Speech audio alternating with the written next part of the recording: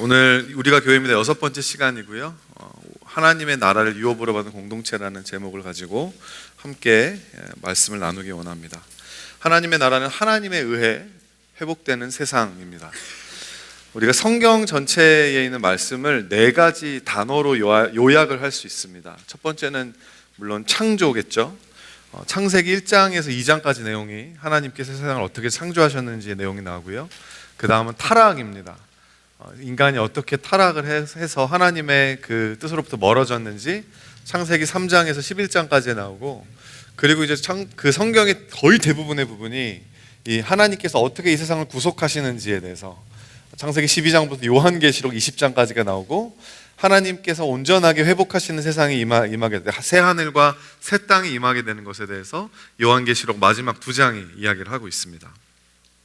인류 역사는 이 세상을 선하게 창조하신 하나님의 뜻에서 멀어져 타락한 인류를 하나님께서 구속하시는, 하나님께서 이 세상을 회복하시는 이야기입니다. 얼마 전 금요 예배에 이제 오셔서 찬양 콘서트를 해주셨던 이 박수진 전도사님께서 쓰신 노래 중에 듣고 싶은 소리가 있어라는 노래가 있었는데, 제가 그 찬양을 들으면서 참 많이 은혜와 공감이 있었습니다. 가사를 제가 갖고 왔는데, 듣고 싶은 소리가 있어, 노래가 있어. 듣고 싶은 소리가 있어, 들려주고 싶은 소리가 있어. 아주 오래된 미래가 비로소 펼쳐지는 소리, 기쁨이 슬픔을 이기는 소리, 사랑이 미움을 이기는 소리, 생명이 죽음을 이기는 소리. 우리 마지막 때가 되면 이런 소리들이 들리게 될 거라는, 하나님께서 이 세상을 회복하시는 소리, 구원이 임하고 회복이 이루어지는 소리를 우리가 듣기 원한다는 거죠. 하나님의 나라가 이 땅에 임할 때 그곳에서는 영혼 구원만 일어나는 것이 아니라 현세적이고 또한 가시적인 회복의 역사가 일어나는 것입니다. 세례 요한이 이제 예수님의 오시는 길을 예비하는 사람이었는데, 그가 이제 살아가면서 예수님을 만나고 알게 되면서 좀 그 안에 있는 질문이 있었습니다. 예수님에 대해서 정말 예수님이 구약의 성취를 이루어줄 메시아가 맞나, 아니면 우리가 다른 사람을 기다려야 되나, 이런 생각을 계속 하게 되었는데, 이 질문에 예수님께서 yes or no로 대답하시는 게 아니라 어떻게 대답을 하시냐면, 누가복음 7장 22절 말씀 보니까 예수께서 대답하여 이르시되 너희가 가서 보고 들은 것을 요한에게 알리되 맹인이 보며 못 걷는 사람이 걷게 되며 나병 환자가 깨끗함을 받으며 귀 먹었던 사람이 들리게 되며 죽은 자가 살아나며 가난한 자에게 복음이 전파된다. 내가 메시아다라는 말씀을 예수님께서 실질적으로 어떤 일들이 현세적으로 가시적으로 어떻게 일어나고 있고 어떻게 회복이 되어지는지를 이야기하라고 말씀하신다는 거죠. 전인격적인 구원과 회복이 일어나는 곳이 바로 하나님의 나라다라는 것입니다. 그러므로 누가복음 7장 20절과 21절 말씀을 함께 읽어보겠습니다. 시작. 하나님의 나라는 볼 수 있게 임하는 것이 아니요 또 여기 있다 저기 있다고도 못하리니 하나님의 나라는 너희 안에 있느니라. 아멘. 하나님의 나라는요, 우리 안에 있는 것입니다. 이미 시작된 것입니다. 예수 그리스도의 피로 구속받은 하나님 나라의 백성이라면 이미 그 안에 회복의 역사는 시작된 것입니다. 하나님의 나라가 뭐죠? 이 영토가 아닙니다. 공개 그 장소적인 개념이 아니라 하나님의 다스리심과 통치가 드러나는 곳이 하나님의 나라라고 한다면, 이미 예수 그리스도 안에서 성도로 부르심 받은 교회 안에 하나님의 나라가 이미 시작되었다라고 하는 거죠. 하지만 오늘 본문에서는 이 하나님의 나라의 유업을 받지 못하는 사람들에 대해서 이야기하고 있습니다. 함께 읽어보겠습니다. 9절과 10절 말씀 시작. 불의한 자가 하나님의 나라를 유업으로 받지 못할 줄을 알지 못하느냐?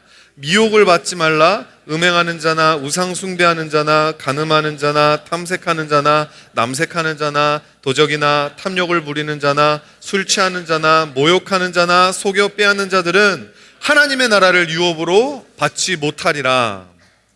아멘. 여러분, 땡스기빙이라고 막 가서 술 취하고 이러지 마세요.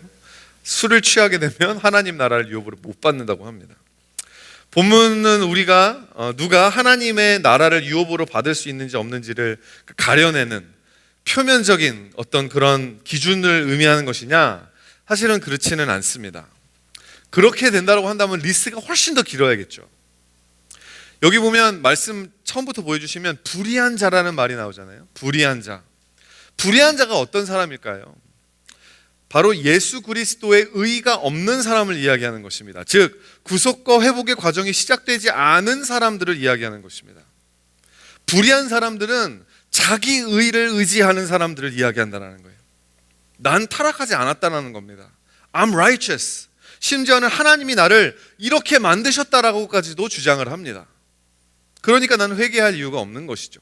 그런 사람들이 하나님의 나라를 유업으로 받을 수 없는 건 당연한 이치라고 하는 것입니다. 왜냐하면 유업을 받는다는 것은 내가 노력으로 받는 게 아니에요. 그냥 내가 그 집 자식이기 때문에 받는 거거든요. 혈통으로 물려받는 것이기 때문에 나는 당신 자녀 아닙니다. 나는 당신 아들 아니에요. 나는 당신 딸 그렇게 이야기하는 사람한테 왜 굳이 유업을 물려주냐라는 거죠. 여러분 오늘 본문에 열거된 죄들이 쭉 나열되어 있는데요. 여기에 뿌리가 뭐냐면 self gratification이에요. 자기 욕구를 충족하고자 하는, 자기의 욕구를 충족하기 위해서는 무슨 일이든 하는 사람들은 하나님의 나라를 유업으로 받을 수 없다라는 것을 이야기하는 것입니다. 제가 조금만 더 깊숙이 설명을 해드리겠습니다. 다음 슬라이드 보여주세요. 성경이 말하는 불의, unrighteousness는 언제나 자기의 의, self-righteousness이고 자기 의는 언제나 자기 욕구를 충족하고자 하는 열망으로 드러나는 것입니다. self-righteous, 내 스스로가 의롭다는 사람들의 의는 어떻게 드러나느냐? 자신의 욕구를 충족하고자 하는 열망, desire for self-gratification, 이렇게 드러난다는 거죠.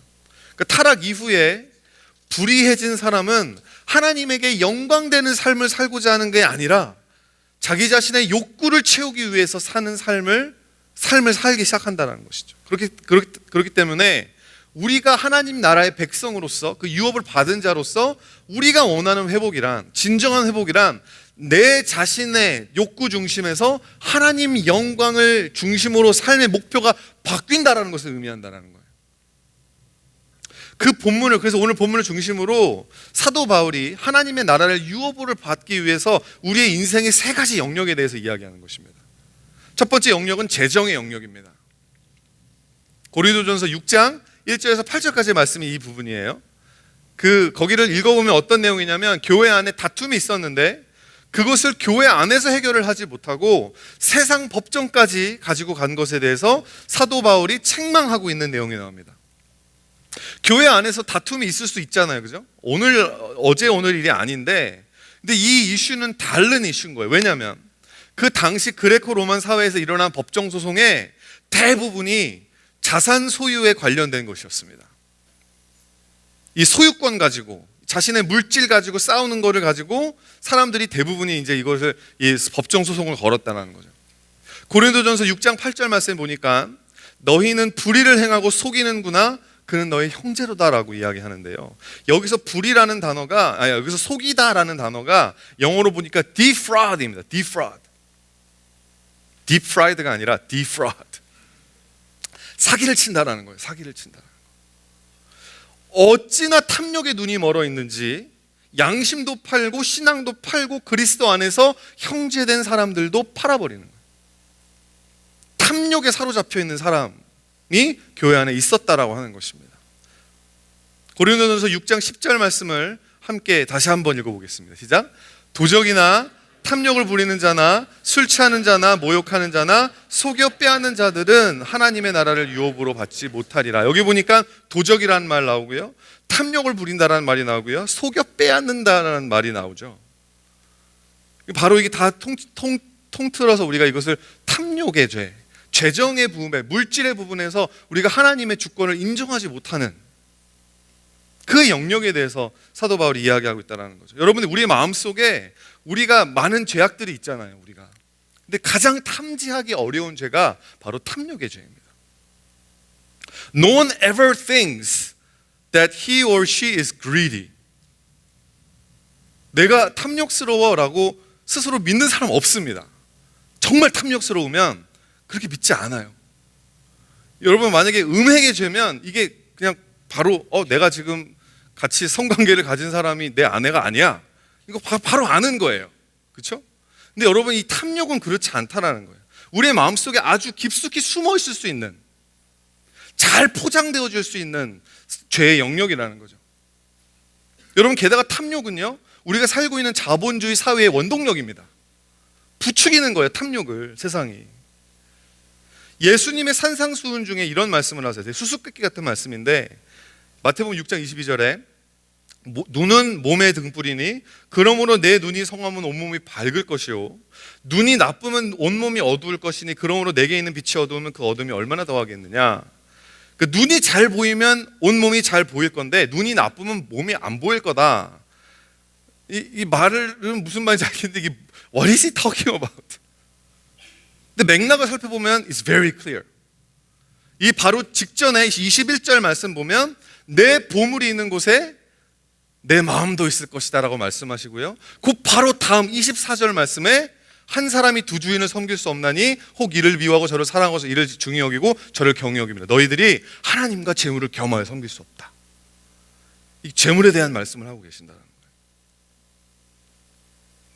자신의 탐심을 볼 수 있는 눈이 가려져 있는 사람은 절대로 자기가 하는 행동과 선택이 탐욕스럽다고 깨닫지 못할 거라는 것입니다. 여러분, 도둑질하고 속여 빼앗는 거는 불법이어서 이 쇠고랑도 찰 수 있지만요, 탐욕스러운 것은요 합법적으로 할 수 있잖아요. 합법적으로 탐욕스러워. 여러분, 내가 번 돈으로 내가 쓰겠다는데 누가 뭐라 그래? 허물될 게 뭐가 있냐라는 거예요. 하지만 하나님 나라에서는 허물이 된다는 것입니다. 고린도전서 6장 7절 말씀 함께 읽어보겠습니다. 시작. 너희가 피차 고발함으로 너희 가운데 이미 뚜렷한 허물이 있나니 차라리 불의를 당하는 것이 낫지 아니하며 차라리 속이는 것이 속는 것이 낫지 않아. 너가 손해보지 않기 위해서, 너가 네 것을 빼앗기지 않기 위해서 이걸 가지고 세상 법정에 고소를 하느니 차라리 네가 그리스도인으로서 포기하는 게 낫지 않니? 손해보는 게 낫지 않니? 그렇게 하지 않는다라는 것이 하나님의 나라에서는 허물이 된다. 하나님의 나라를 유업으로 받은 사람은 하나님의 나라의 법대로 사는 사람입니다. 믿으십니까? 자신의 욕구의 다스림을 받는 것이 아니라 하나님의 말씀의 다스림을 받는 사람이에요. 여러분, 이 부분에서 제가 아까 그 성경 전체를 네 단어로 요약하면 창조, 타락, 구속, 회복이라고 했는데, 제가 이 재정의 영역에 대해서 그렇게 네 가지로 함께 설명을 해드려 볼게요. 하나님의 창조를 보면, 하나님께서 이 세상의 모든 물질들을 만드셨으므로 이 세상에 있는 모든 것이 누구 겁니까? 하나님 것입니다. 하나님이 주인이십니다. 그래서 제가 이 말씀 구절을 가지고 왔는데 같이 함께 읽어보기 원해요. 시편 24편 1절 말씀 시작.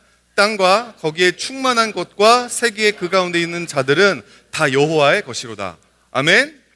우리 같이 읽고 아멘 이렇게 했으면 좋겠어요. 다음 레위기 25장 23절 말씀 시작. 토지를 영구히 팔지 말 것은 토지는 다 내 것임이니라. 아멘. 신명기 8장 18절 시작. 내 하나님 여호와를 기억하라. 그가 내게 재물 얻을 능력을 주셨습니다. 아멘.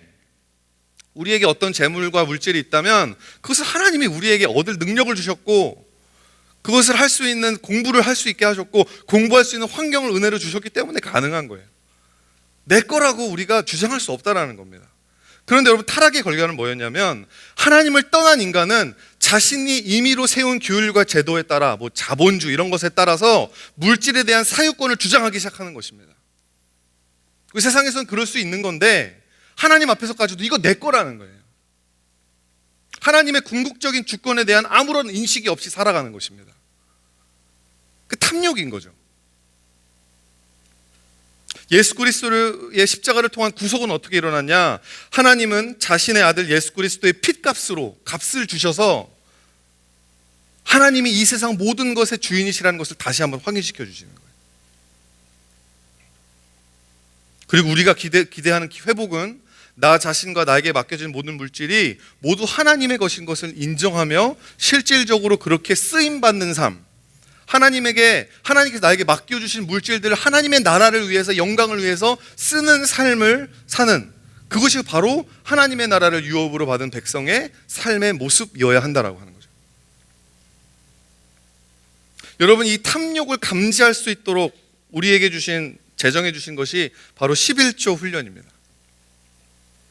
Tithing keeps our hearts in check. 내 안에 greedy가 있는가? 내가 번 돈의 10분의 1은 하나님 거라니까 하나님 그냥 드리고 나머지 10분의 9는 내 거야. 이게 아니라 내 수중에 들어온 모든 물질이 어차피 다 하나님 거였는데 나에게 맡겨지는 것이기 때문에 10의 1조를 드림으로 나머지 10의 9조를 내가 어떻게 사용할 건지가 결정이 된다는 거예요. 나 욕구 충족을 위해서 10분의 9를 쓸 건가, 아니면 하나님의 나라를 위해서 쓸 건가. 11조를 드리지 못한다는 것은 그러므로 내 안에 탐욕이 있다는 것을 하나님이 보여주시는 겁니다. 내 거야 하는 거예요. 11조가 힘든 상황 속에서도 우리는 하나님이 우리의 주인이시며 하나님이 우리를 먹이신다는 것을 신뢰해야만 합니다. 마틴 루터가 이 부분에 대해서 이렇게 이야기했습니다. 사람은 세 가지 면에서 진정한 회심을 해야 합니다. 첫째는 머리의 회심이요, 둘째는 가슴의 회심이요, 셋째는 지갑의 회심입니다. 어떤 한 사람이 회심하면 그의 지갑도 따라서 회심해야 합니다. 그 사람이 물질을 어떻게 모으고 또 어떻게 사용하는가가 사실은 앞에 두 가지 회심의 척도가 됩니다. 우리의 마음과 우리의 중심이 어디에 있는지는 우리의 지갑이 어디에 열리고 있는지를 보면 안다라고 하는 거예요. 너무나 정확한 이야기 아닙니까? 두 번째로 하나님의 나라의 백성으로서 그 유업을 받은 사람으로서 우리가 생각해봐야 될 영역은 성의 영역입니다. 좀 더 포괄적으로 이야기하면 관계의 영역이겠죠. 이 부분에 대해서 오늘 본문이 끝난 이후에 6장 13절, 12절부터 13절이죠. 12절부터 7장 40절까지가 이 관계에 대해서 이야기하고 있습니다. 다음 주에 제가 좀 더 깊숙하게 다뤄보려고 하는데요. 오늘 본문으로 돌아가면 6장 9절에 보면 미혹을 받지 말라. 음행하는 자나 우상 숭배하는 자나 간음하는 자나 탐색하는 자나 남색하는 자나 뭐죠? 하나님의 나라 유업을 받을 수 없다. 여러분, 제가 이 말씀 읽으면서 미혹받지 말라 이 말씀이 너무 공감이 되는 거예요. 오늘날 이 성의 영역, 이 섹스의 영역에서 얼마나 많은 세상적인 거짓 메시지들이 많고 우리를 미혹하는 얼마나 많은 것들이 이 세상에 있는지 모릅니다. 성 정체성에 대한 이슈인 거죠. 저는 대중 앞에서 설교하는 사람으로서 이 이슈에 대해서 이야기하는 게 결코 쉬운 일이 아니었다는 것을 좀 알아주셨으면 좋겠어요. 이 이슈로 인해서 교단이 분열되고요. 한국에서는 2단 10위까지 나오는 마당에서 정말 내가 이 이야기를 해야만 할까라는 고민을 제가 일주일 내내 했습니다. 내가 이 이야기를 함으로 혹시 목장 모임 안에서 추수감사주일날 목장 모임 모였는데 이것 때문에 막 이렇게 공연한 변론이 일어나진 않을까? 조금이라도 저들을 이해해 봅시다라고 하면 당신은 동성애 옹호자군요 이러면서 낙인을 찍히고 그러면 동성애는 죄입니다라고 이야기하면 당신은 동성애 혐오자입니다라고 낙인 찍혀버리는 이 세상에서 여기 차라리 이거를 그냥 공론화하지 않는 게 더 지혜로운 건 아닐까라는 생각이 아직도 제 안에 있습니다. 여러분, 제가 지금 말씀드리는 건 뭐냐면 목장 모임에서 이 이슈를 가지고 괜히 그냥 서로 다른 견해와 생각들을 드러내가지고 마음 상할 필요가 없다는 거예요. 이야기 안 하셔도 돼요. 신앙이 연약한 분들이 있습니다. 나와 생각이 다른 사람이 있으면 이게 막 시험이 되시는 분들이 있기 때문에 여러분, 우리가 좀 자제가 필요한 그런 좀 토픽이라고 생각을 하지만 그럼에도 불구하고 제가 이 부분에 대해서 한 번은 우리 다운타운 교회에서 한 번은 짚고 넘어가야만 하겠다라고 생각하게 된 이유가 첫째, 그것이 우리가 살아가는 이 세상의 현실이기 때문에 그래요. 저는 사실 교회 안에 있기 때문에 저는 그냥 사실 버블 안에 있잖아요. 근데 여러분은 안 그래요. 여러분들이 거룩을 가지고 세상에 침투에 들어갔을 때 여러분이 맞닥뜨리게 된 현실은 그렇지 않다는 거예요.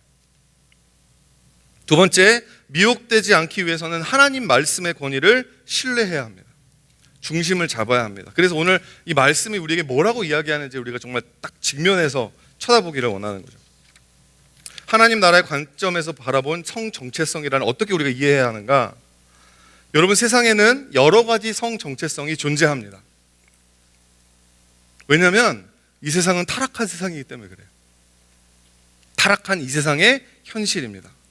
이것을 부인하는 즉시 교회는 세상으로부터 고립되기 시작합니다. 하지만 우리가 고수해야 하는 입장은 동성애를 비롯한 여러 가지 성적 지향은 세상을 창조하신 하나님의 본뜻이 아닌 타락의 결과라는 것. 여기에 근데 반드시 덧붙여져야 하는 부분이 있습니다. 성의 영역에서 나타나는 타락의 결과가 성소수자가 아닌 이 성애자들에게도 동일하게 있다라는 것입니다. 성소수자들만 타락한 사람이고 우리는 거룩한 사람이라는 게 아니에요. It's not them versus us. 오늘 본문에 사도 바울이 음행하고 간음하는 사람들을 먼저 언급하고요, 그 다음에 남색하는 자들에 대해서 이야기합니다.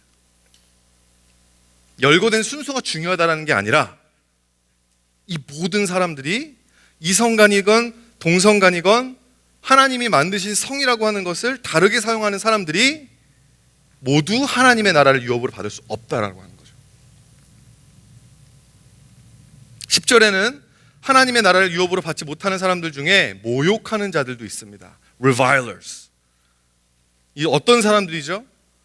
나와 다른 사람들에 대해서 무관심한 거예요. 저들은 저들 마음대로 살라고 해. 무심한 거죠. 거기서 발생되는 무지함과 거기서 발생되는 편견, 섣불리 판단하고 더 나아가서 혐오하고 모욕하는 사람들 또한 하나님의 나라를 유업으로 받을 수 없다고 나와 있습니다. 오늘 본문에. 나는 이성애자니까 내가 짓는 음란한 죄는 용서받을 만하지만 성소수자인 너가 짓는 죄는 용서받지 못한다라는 것은 엄청난 이중잣대라는 거예요.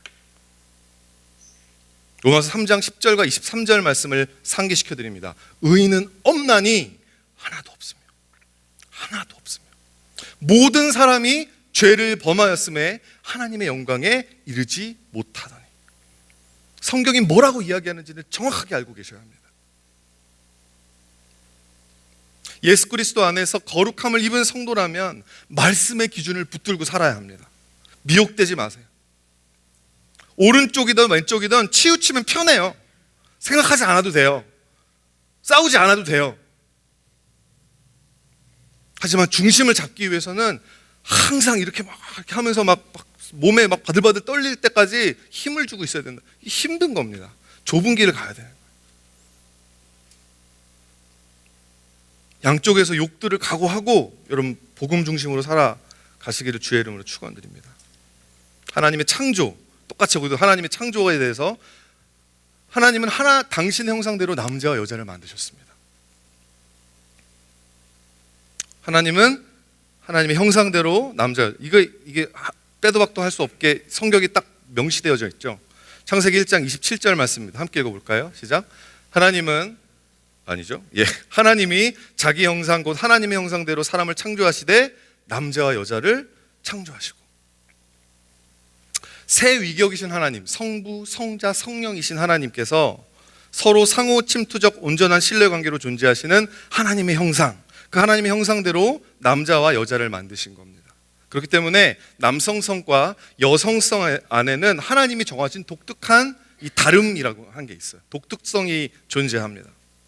그러므로 우리는 다른 동물들과는 다르게 인간에게 섹스란 생육과 번성의 목적 외에도 남편과 아내 사이에 맺어진 혼인의 언약에 거듭 확인되어지고 강화되어지는 도구로 사용된다는 거죠.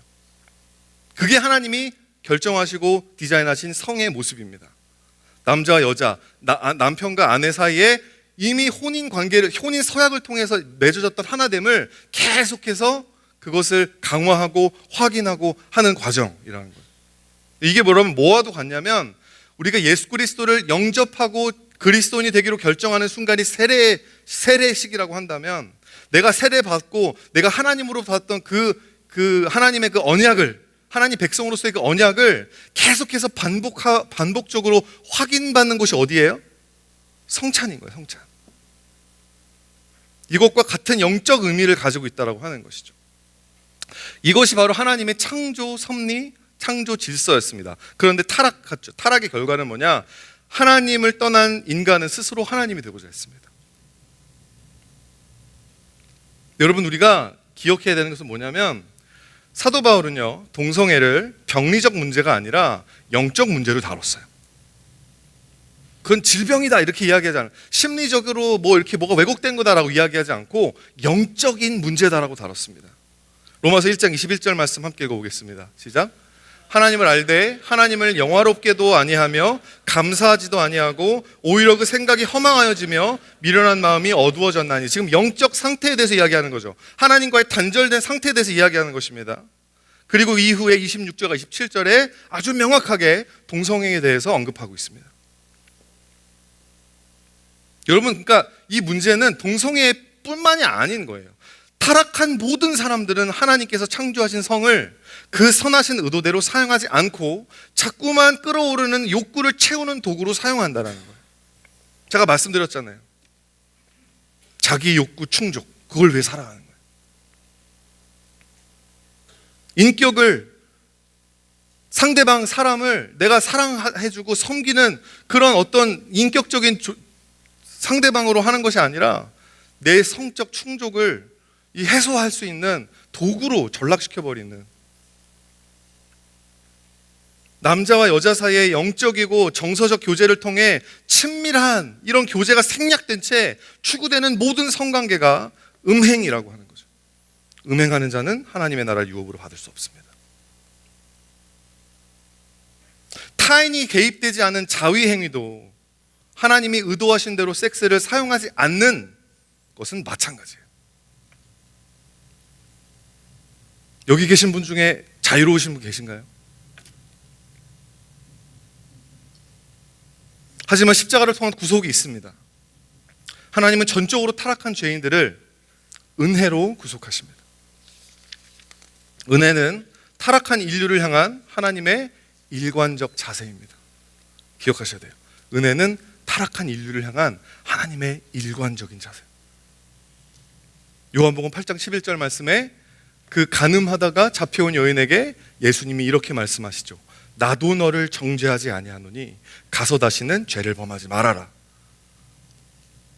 죄가 있음에도 불구하고 정죄하지 않으십니다.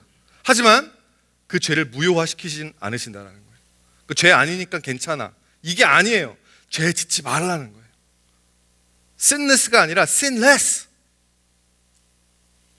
하나님 아버지는 죄의 값인 사망을 자신의 독생자 아들 예수 그리스도에게 모두 지우셨습니다. 하나님의 은혜의 행동이었어요. 십자가를 통해 죄의 삭신 사망이 사망한 겁니다. 그 은혜로 거듭난 성도에게는 죄의 욕구를 이길 수 있는 힘과 능력이 주어지게 되어 있습니다.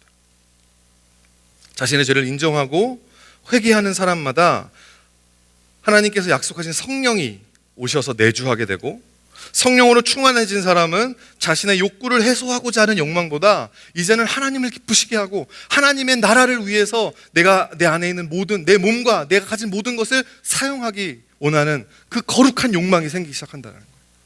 어느 순간 그 거룩한 욕망이 내 안에 자기 욕구에 충족을 시키려고 하는 욕망보다 더 커졌을 때 그때부터 거룩한 삶을 살기 시작한다는 거죠. 이것이 복음이 약속하는 구속과 회복이라는 것입니다. 그렇다면 우리가 기대하는 회복은 무엇이냐? 온전한 회복은 무엇이냐? 하나님이 구속 사역을 통해 모든 것이 타락 이전의 상태로 회복시키실 거라는 거예요. 모든 것을 타락 이전의 상태로. 그것이 예수 그리스도의 재림에 대한 우리의 소망인 것입니다. 새 하늘과 새 땅이 여기에 임할 것입니다. 에덴 동산에서 시작되었던 그 하나님의 말씀이 그 새로운 예루살렘으로 끝나게 될 거예요. 근데 여러분, 우리가 타락 이전의 상태에 대해서 우리에게 주어진 정보가 그렇게 많지 않아요. 그러니까 이렇게 될 거야 라고 우리가 사실 이렇게 장담할 수 있는 게 그렇게 많지 않습니다. 아담과 하와는 에덴 동산에서 어떻게 살았을까? 그냥 벌거벗고 살았다는 것밖에 몰라요. 부활하신 예수님은 어떤 모습이었을까? 그냥 손에 구멍이 있고 그냥 막 벽을 왔다 갔다 뚫고 다니고 뭐 그러셨다는 것 정도밖에 몰라요. 하지만 우리가 확실하게 아는 것은 하나님의 나라의 온전한 회복이 임하게 될 그때에, 그날에 하나님의 나라를 유업으로 받은 모든 백성이 예수 그리스도의 신부가 될 거라는 것입니다. 예수 그리스도의 거룩한 신부가 될 거라는 것. 그것이 바로 요한계시록이 우리에게 이야기해주는 이 인류의 종말이라는 거죠. 요한계시록 19장 7절 말씀 함께 읽어보실까요? 시작. 우리가 즐거워하고 크게 기뻐하며 그에게 영광을 돌리세 어린 양의 혼인계약이 이르렀고 그의 아내가 자신을 준비하였으므로. 그의 아내라는 것은 신랑 되신 예수 그리스도의 교회, 신부된 교회를 이야기하는 것입니다.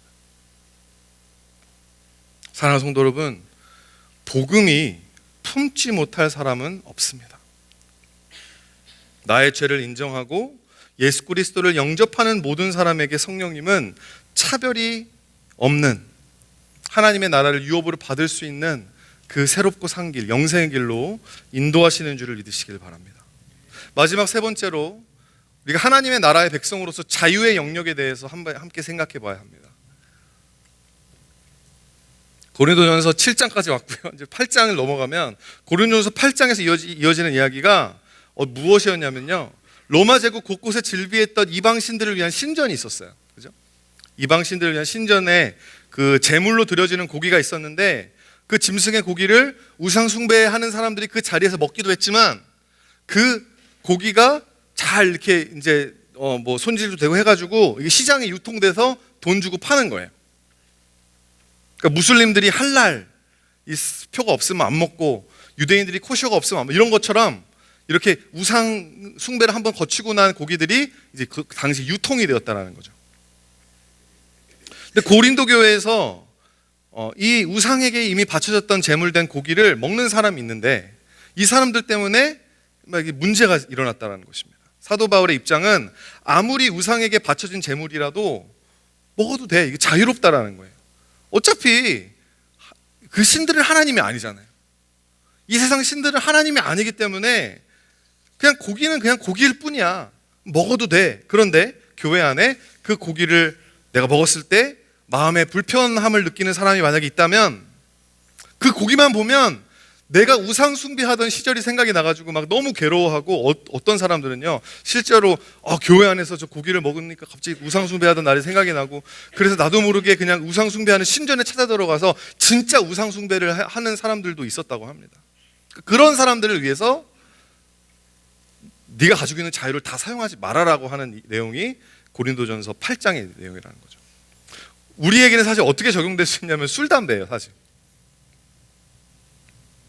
여러분, 그리스도 안에서 우리가 누릴 수 있는 자유가 있습니다. 믿으시기 바라요. 정말 자유가 있습니다. Which means you have a choice. 자, 갈라디아서 5장 말씀을 살펴볼게요. 갈라디아서 5장 1절 말씀을 먼저 읽어보겠습니다. 시작. 그리스도께서 우리를 자유롭게 하려고 자유를 주셨으니 그러므로 굳건하게 서서 다시는 종의 멍에를 매지 말라. 자, 보세요. 우리에게 자유를 주시기 위해서 자유를 주셨다는 거 진짜 강조하고 싶은 거예요. 그냥 이렇게 마인드 게임이 아니라 진짜 하나님은 우리에게 정말 자유롭게 너가 선택할 수 있어. 그 고기를 먹든 안 먹든 괜찮아라고 말씀하셔서 다시는 종의 멍에를 매지 말고 그것 때문에 양심의 가책을 느끼지 말고 그것 때문에 하나님 옆에 나와서 막 미안해가지고 죄송스러워 쭈뼛쭈뼛거리지 말고 자유롭게 하나님을 선택해. 이런 이야기를 하고 있는데 13절에 보니까 같이 읽어보겠습니다. 형제들아, 시작. 형제들아, 그러나 그 자유로 육체의 기회를 삼지 말고 오직 사랑으로 서로 종노릇하라. 자, 1절에서는 종의 멍에를 치지 마라 이야기해놓고서는 13절에 와서는 종노를 하라는 거예요. 그리스도 안에서 우리에게 자유로 주어진 것은 많이 있지만 그리스도인이 되었다라는 것은 무슨 의미입니까? 내가 가지고 있는 자유를 다 누리는 게 아니라 사랑으로 내가 가진 자유를 절제해야 된다는 것을 의미하는 것입니다. 그리스도 안에서 나에게 주어진 자유라고 하여도 연약한 형제 자매를 위해서 그것을 절제할 수 있는 것이 그리스도인다운 거라는 거예요. 그게 예수님을 닮아가는 삶이라는 거예요. 그게 하나님 나라의 유업을 받은 사람의 모습이라는 거예요. 하나님 나라에 상속받았다고 해서 여러분 막 재벌 2세처럼 막 사는 그게 아니라는 거죠. 떵떵거리면서 내가 내 안에 자유가 있어. 너희들 시험 들면 너희들 문제야 이러면서 그럴 수 없다라는 겁니다.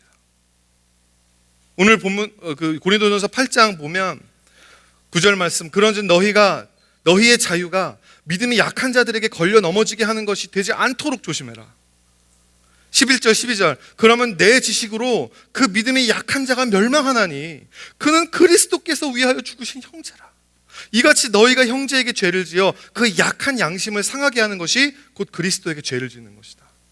그 자유이긴 자유인데 그렇게 그냥 우리가 신학적으로 생각해서 들어가다 보면은 궁극적으로는 그 하나님의 형상대로 지음받은 사람을 시험에 빠뜨리게 한 것이 바로 우리가 예수님에게 죄를 짓는 것이 된다는 거예요. 매사에 배려하라는 것입니다. 양보하라는 것입니다. 저주라는 거예요. 손해보라는 것입니다. 십자가를 지라고 하는 것이죠. 아무런 조심함이 없이 자유를 막 마구마구 누리는 사람들은요, 10중 8구 공동체 안에 문제를 일으키는 사람이에요. 자기는 몰라요. 근데 제가 그렇게 문제를 일으키고 있다는 걸 몰라요. 자기는 자유하거든요. 그걸 심각하게 생각하지도 않습니다.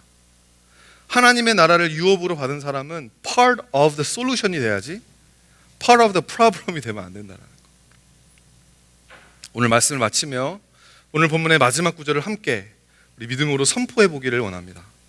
고린도전서 6장 11절 말씀입니다. 시작.